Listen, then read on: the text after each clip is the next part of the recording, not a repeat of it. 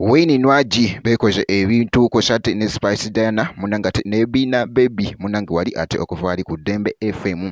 Kakati munange waliwo nakatambi akatwedize ennyo akasindi munange wabadde wali ku mukolo ate nga amitirizeko wali n'omukyala Nnaabagereka omulundi ogusoose munange ate n'amubuuzako ate waliwo nagenda kubeera nga ntandika nakatambi munange akasindi era nga bwe tukalabaawo munange engeri gy'abadde munange ate wali alikingamuko app n'omukyala Nnaabagereka ate wali wonna muganda wange gwe alaba Jaminat Yugi.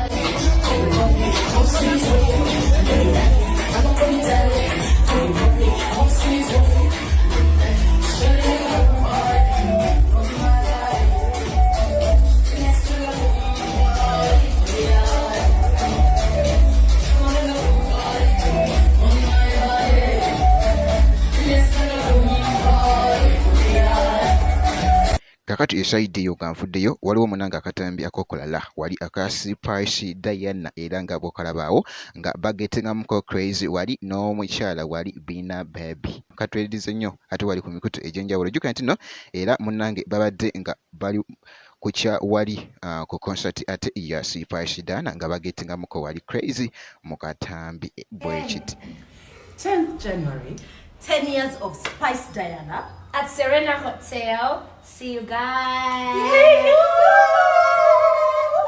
Ah, baby, Come and show them.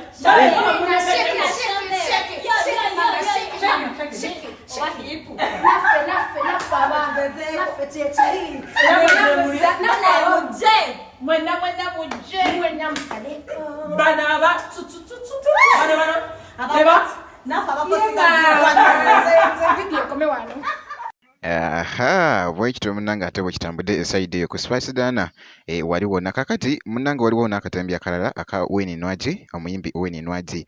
Omanyi ebiseera ebisinga nti no Wayne Nwagi tava mu jiimu sometimes abeerayo wali nga akikwasaganya era nga bw'olabaawo katambwidde ddala akatambi kano ate wali ku mikutu egy'enjawulo.